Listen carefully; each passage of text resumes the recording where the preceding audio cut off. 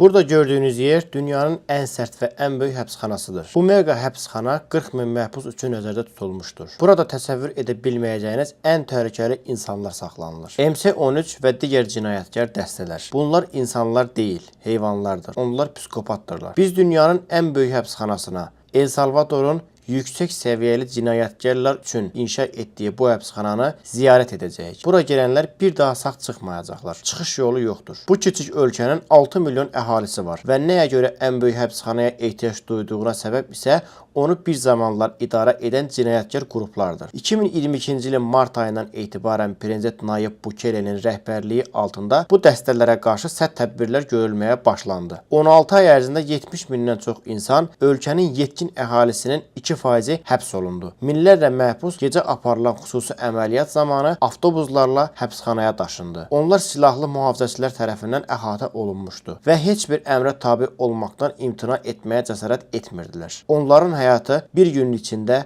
tamamilə dəyişdi. 2022-ci ildə inşa edilən bu nəhəng həbsxana 410 hektarlıq ərazidə yerləşən 8 ayrı moduldan ibarətdir. Hər bir cüt modul 3 metr hündürlüyündə 2 qat divar və tikanlı məftillərlə əhatə olunub. Bütün kompleks 9 metr hündürlükdə hasar və 3 metr hündürlüyündə 15 min volt elektrik cəryanı ilə qorunan bir sistemlə əhatə olunub. 19 müşahidə qülləsi həbsxanadakı hər şeyi izləyir və qaçışın qarşısını alır. Bu həbsxananın dizaynı sadəcə qaçışı əngəlləmir, həm də qaçış düşüncələrini tamamilə məhv edir. Həbsxananın 2 kilometr radiusunda bütün rabitə siqnalları kəsilib. Burada tamamilə əlaqəsiz qalırsınız. Həbsxananın perimetrini qorumaq üçün 600-dən çox əskər xidmət edir. Buraya daxil olmadan əvvəl bütün əşyalarınızı buraxmalısınız. Bu, bədən skayneridir. Bu yüksək həcmli Redkin skayneri hətta sümükləri və daxili orqanları belə göstərir. Əsasən yeni gələn məhbusları yoxlamaq üçün istifadə olunur ki, onların bədənində qaçaqmalçılıq üçün heç nə olmasın. Keçmişdə məhbuslar qadağan olunmuş əşyaları bədənlərində gizlətməyə çalışırdılar. Onlar kiçik mikroçipləri, mikro SD yaddaş kartlarını, hətta telefon şarj cihazlarını udurdular. Daha bir hərtərəfli bədən yoxlaması aparılır. Mühafizəçilər burada çox riskli bir işlə məşğuldular. Ona görə də maskalar taxırlar ki, kimlikləri bilinməsin. Çünki bu dəstə üzvlərinin hələ də küçələrdə güclü əlaqələri var. Bura qeydiyyat otağıdır. Bu sahə yalnız məhbuslar üçündür. Küçədə həbs olunan cinayətkarlar adətən özləri ilə şəxsiyyət vəsiqəsi daşımır və əsl adlarını demirlər. Buna görə də burada onların barmaq izləri götürülür və fotoşəkilləri çəkilir ki, həbsxana sisteminə daxil edilsinlər. Məhbuslar həbsxanaya qəbul edildikdən sonra ömürlük bütün yaxınları ilə əlaqəni itirirlər. Ailə ziyarətləri qəti şəkildə qadağandır. Bununla yanaşı geniş miqyaslı əməliyyat zamanı bəzi günahsız şəxslər də səhvən həbs edilir. Ailə üzvlərinin onlardan xəbər almaq imkanları olmadığı üçün onların harda olduqları və sağ qalıb qalmamaqları naməlumdur. Bu sənətli film bəzi ailələr üçün itkin düşmüş sevdiklərini görmək üçün ilk və yeganə fürsət ola bilər. Məhbusların saxlanıldığı əsas modul bölgələrinə daxil olmamışdan əvvəl həbsxananın silah anbarını görürük. Bu bölmə ehtimal olunan ixtişaşlara qarşı hazırlanıb. Çünki buradakı məhkumlar dünyadakı ən təhlükəli insanlardır. Burada əsasən T-65 tüfəngindən istifadə edilir. Həmçinin 12 kalibri ov tüfəngləri də var. Bəzi dar məkanlarda hərəkət edə bilmək üçün xüsusi tüfənglərdən istifadə edilir. Cinayətkarlar həbs olunduqda və avtobuslarla həbsxanaya gətirildikdə onların hərəkətlərini məhdudlaşdırmaq üçün müxtəlif qandallar və zəncirlər istifadə olunur. Bu zabitlərin təhlükəsizliyini təmin etmək üçündür. İndiyə qədər həbsxanada heç bir ixtişaş və qaçış olmayıb. Bu mümkün deyil. Burada ən təhlükəli cinayətkarlar saxlanılır. Həbsxanada ixtişaşlara qarşı müdafiə geyimləri xüsusi olaraq hazırlanıb. Dəbilqə, üst sipəri, boyun qoruyucu, zərbəyə davamlı jilet, ayaq qoruyucular və qalxan istifadə edirlər. Adi həbsxanalarda məhkumlar müxtəlif əl istehsalı silahlar, bıçaqlar düzəldə bilirdilər. Ancaq burada onların istənilən silah hazırlamaq imkanları sıfırdır. Bu həbsxana o qədər böyükdür ki, daxilində hərəkət etmək üçün avtobuslardan istifadə edirlər. İndi biz məhbusların saxlanıldığı əsas modul əraziyə daxil oluruq. Ölkəni təhlükəsiz saxlamaq üçün bu həbsxanada 1000-dən çox əməkdaş çalışır. İndiyə qədər heç bir məhbus buradan qaça bilməyib. Lakin ehtimal etsək ki, kimsə buradan qaçması mümkündür. Bu halda belə onun qaçışı qeydə alınacaq. Yerdə gördüyünüz bu daşlar təsadüfi deyil. Onlar qəsdən buraya yerləşdirilib. Niyə? Çünki məhbuslar bu daşların üzərində addımladıqla səs çıxır. Bu sanki siqnalizasiya sistemidir. Bu həbsxana tamamilə təcrid olunmuş bir bölgədə inşaat edilib və öz infrastrukturuna malikdir. Burada xüsusi elektrik və kanalizasiya sistemləri var ki, həbsxana xarici təsirlərdən tam qorunsun. Əgər elektrik enerjisi və ya su təchizatı kəsilərsə, daxili enerji və su sistemləri həbsxananın bir həftə ərzində fəaliyyət göstərməsinə imkan verəcək. İndi isə siz ekranda dünyanın ən təhlükəli məhbuslarını görürsünüz. İçəri girəndə hamısı sizə baxır. Bu məhbusların əksəriyyəti 20 yaşını belə keçməyib. Hər biri çoxsaylı ağır cinayətlər törədib. Dünyanın ən dəhşətli cinayətkarlarının orta hesabla 20-30 qurbanı olur. Amma buradakı bəzilərinin yüzlərlə insanın həyatına son qoyduqları məlumdur. Bu məhbuslar buradan heç vaxt çıxmayacaqlar. Gün işığı görməyəcəklər. Onlar ömürlük həbs cəzasına məhkum ediliblər. Gördüyünüz kimi mühafizəçilər tam qorunmuş vəziyyətdədirlər. Hətta ayaq qoruyucuları da var ki, məhbuslar onlara xəsarət yetirə bilməsinlər. İndi dünyanın ən təhlükəli cinayətkarları ilə üz-üzə gəlirsiniz. Bu olduqca gərgin bir andır. Biz hazırda həbsxananın 3-cü və 4-cü modullarını görürük. Bu binalardan birinə daxil olan məhbuslar bir daha bu qapıdan çölə çıxmayacaqlar. Bir neçə addım atdıqdan sonra artıq 2500-dən çox məhbusun əhatəsində olacağıq. Onların hamısı eyni görünür. Ağ köynək, şort və tərlik geyiniblər.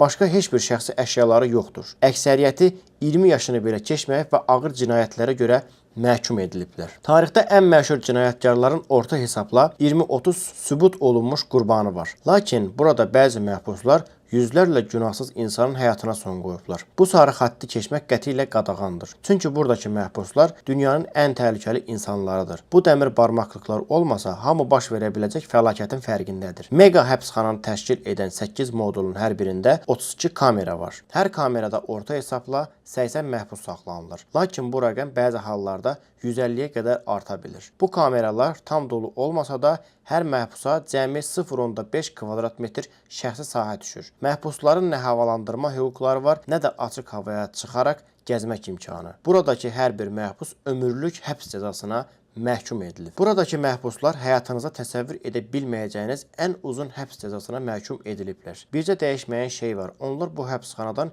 heç vaxt çölə çıxmayacaqlar. Onlar heç vaxt gün işığı görməyəcəklər. Bu binaya yalnız həbsxana işçiləri və bəzən media nümayəndələri daxil ola bilər. Onlar heç vaxt bu divarların arxasını görməyəcəklər. Əgər onların üzünə baxsanız, ruhlarındakı boşluğu görə bilərsiniz. Onların gələcəyə dair heç bir ümidi yoxdur. Onlar robot kimidirlər. Həyatları isə tamamilə monoton bir rejimdə keçir. Bu açıq künc onların tualet ərazisidir. 80 məhbus üçün cəmi 2 tualet var. Bu həqiqətən də alçaldıcıdır. Buradakı məhbusların özləri ilə bağlı bütün inamı, bütün mənlikləri məhv edilib. Hətta istifadə etdikləri tualet sahəsi də eyni zamanda onların çimdikləri yerdir. Onlar plastik qablar vasitəsilə bir-birlərini yuyurlar və hamısı eyni yeganə hovuzdan istifadə edirlər. Kameralarda axar su yoxdur. Məhbuslar içməli su üçün böyük bir mavi çəlləyə güvənməli olurlar. Yataq yerləri isə sadəcə metal çarpayılardır. Burada nə yastıq var, nə də döşək. Hər məhbus yalnız ən zəruri əşyalarla təmin edilir. Ağ bir çarşaf,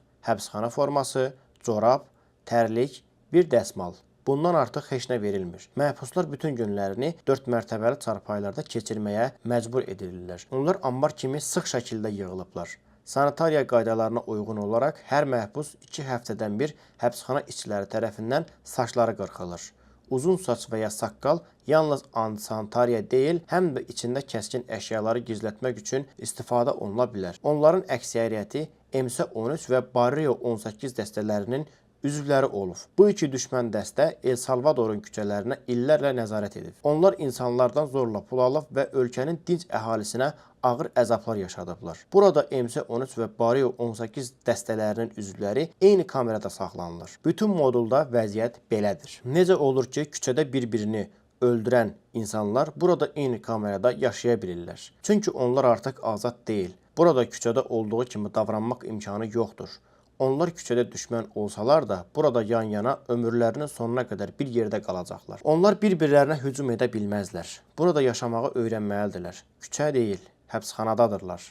Əksər məhbusların bütün bədənlərini, hətta üzlərini belə örtən döymələr var. Bu döymələr onların dəstələrə olan sədaqətli mövqelərini göstərir. MC-13 üzvləri tez-tez bədənlərinə baş hərfləri və ya 13 nömrəsini döydürürlər. Digər dəstə üzvləri isə 18 və ya 666 kimi simvollardan istifadə edirlər. 666 nömrəsi 18-ə bərabərdir və şeytanı simvolizə edir. Bəziləri isə Roma rəqəmlərindən istifadə edirlər.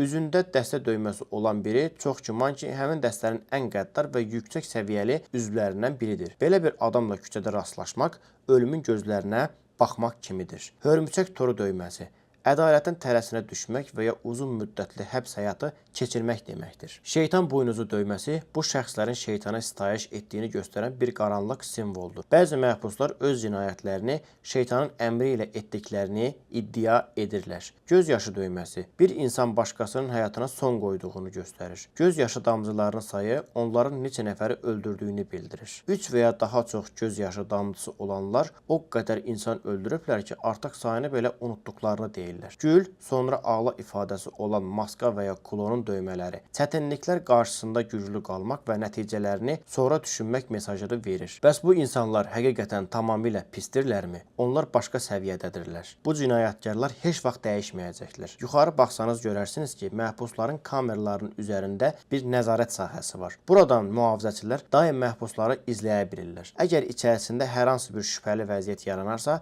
dərhal müdaxilə olunur. Bütün həbsxana 7/24 müşahidə kameraları ilə izlənir və heç bir şey diqqətdən qaçmır. Həbsxananın modulları gecə-gündüz tam işıqlandırılmış vəziyyətdə saxlanılır. Gün batdıqda belə işıqlar sönmür. Onlar daim nəzarət altındadırlar. Düşünürəm ki, buradakı məhbuslar üçün ən çətin məsələlərdən biri yuxuya getməkdir. Gecə işıqlar sönmədiyi üçün onlar gözlərini bağlamaq üçün dəsmallardan istifadə edirlər. Burada bir din xadimi məhbuslara müqəddəs kitabdan dərs keçərək bəzi mühüm həyat dərslərini öyrədir. Bəzi məhbuslar fiziki məşqlər edirlər. Burada onlara nəzarət edən bir təlimçi var. Bu onların kameralardan kənara çıxa bildiyi yeganə vaxtdır. Bu fəaliyyətlər həftədə cəmi 1 saat keçirilir və silahlı mühafizəçilərin ciddi nəzarəti altında baş tutur. Qalan vaxtın hamısını məhbuslar kameraların içində keçirirlər. Bir vaxtlar küçələri idarə edən bu insanlar indi öz istəkləri ilə bir addım belə ata bilmirlər. Həbsxanada məhbuslar üçün rotasiya cədvəli tətbiq edilir. Məkanın məhdud olması səbəbindən bütün məhbuslar eyni gündə açıq havaya buraxılmır. İndiyə qədər kameradan çıxarılan məhbuslar arasında hər hansısa bir hadisə baş verməyib və heç vaxt bir insident qeydə alınmayıb. Bəzi kameranı məhbusların üzərinə tutanda onların səssiz şəkildə nəsə pıçıldadıklarını görürük. Hətta dəmir barmaqlıqlar arxasında olsalar belə dəstə üzvləri kənara göstərişlər verməyə çalışırlar. Sərt tədbirlərə baxmayaraq bu dəstə üzvləri həbsxanadan kənarda hələ də böyük bir gücə sahibdirlər. Şayələr dolaşır ki, onlar intiqam planı qururlar və günahsız insanları hədəfə almaq istəyirlər. Lakin El Salvador prezidenti Nayib Bukele buna qarşı tədbir görüləcəyini açıqlayıb. Əgər belə bir şey baş verərsə, həbsxanada saxlanılan dəstə üzvlərinə daha sərt cəzalar tətbiq olunacaq. O zaman bu məhbuslara bir dənə belə yemək verilməyəcək. Allaha and olsun ki, onlar bir dənə düyü dənəsi belə yeməyəcəklər. Görək buradakı həyatlarına nə qədər davam gətirə bilərlər. Məhbuslara gündə 3 dəfə yemək verilir. Səhər yeməyi, nahar yeməyi və şam yeməyi. Səhər yeməyi adətən lobya və düyüdən ibarətdir. Nahar yeməyində ağ düyü və makaron verilir. Şam yeməyi isə təxminən menyudan ibarətdir. Yeganə dəyişən şey içkilərdir. Burada qidalı ərzaqlar, məsələn toyuq və ya ət verilmir. Bütün gün nahar yeməyi düyü, makaron və 2 parça çörəkdən ibarətdir. Məhbuslar yalnız əlləri ilə yemək yeyə bilirlər və boşqablarını qaytarmadan əvvəl təmizləmək məcburiyyətindədirlər. Zülal baxımından kəsat bir pəhriz yaşadıkları üçün bir çox məhbusun qida çatışmazlığı problemi var. Bura təcrid kamerasıdır. Əgər məhbuslar qaydanı pozarsa, onları bu cəza kameralarına göndərirlər. Qanuna əsasən məhbuslar təcrid kamerasında 15 günədək saxlanıla bilərlər. Bu kameranın qapıları tamamilə möhürlənib.